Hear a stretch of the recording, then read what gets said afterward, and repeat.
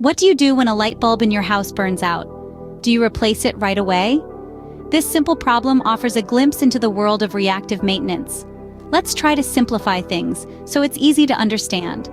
Reactive maintenance, also known as breakdown maintenance, means fixing something after it has already failed or broken down. Picture this. A light bulb in your house suddenly burns out. It's pitch black, and you can't see a thing.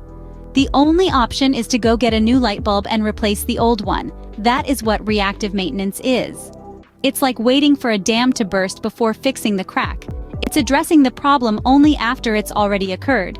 While it may seem inefficient, reactive maintenance is often used because it doesn't require any analysis or anticipation.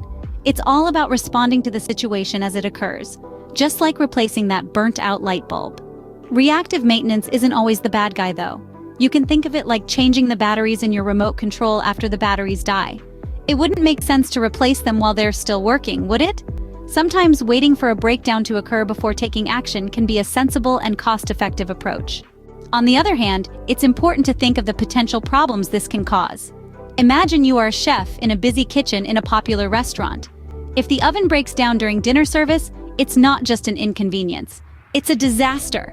That's one of the risk factors of reactive maintenance. It can lead to bigger problems down the line.